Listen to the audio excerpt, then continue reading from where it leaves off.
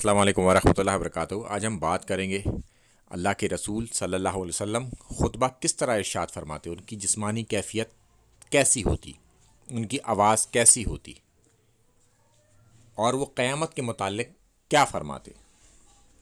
کہ جب بھی اللہ کے رسول صلی اللہ علیہ وآلہ وسلم کوئی خطبہ ارشاد فرماتے تو ان کی آنکھیں سرخ ہو جاتی، نمبر ایک۔ نمبر دو، آواز بلند ہو جاتی۔ نمبر تین، غصہ شدید ہو جاتا، حتیٰ کہ یہ کیفیت ہو جاتی گویا آپ کسی حملہ ور لشکر کے متعلق لوگوں کو آگاہ کر رہے ہوں، جیسے کہ صبح یا شام وہ ہم پر حملہ ور ہو جائے گا۔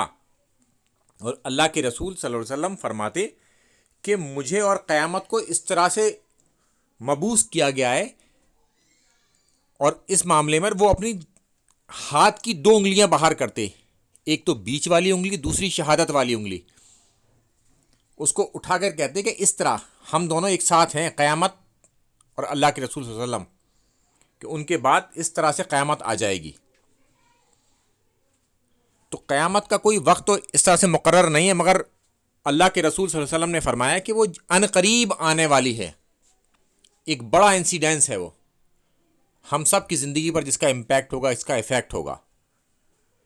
تو خطبہ دینے کا طریقہ اللہ کے رسول صلی اللہ علیہ وسلم کا یہ تھا، اس سے بات دل میں اترتی ہے۔ آپ نے انہیں دیکھا ہوگا، ڈاکٹر اسرار صاحب، وہ بھی اسی طرح سے کیفیت کے انداز میں بیان کرتے ہیں، اور جو بھی اس طرح سے بیان کرتا ہے وہ ایک سنت پر عمل کر رہا ہوتا ہے۔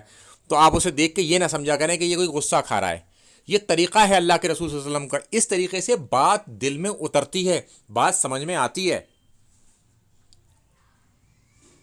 تو یہ ایک طریقہ ہے اللہ کے رسول صلی اللہ علیہ وسلم کا خطبہ ارشاد کرنے کا۔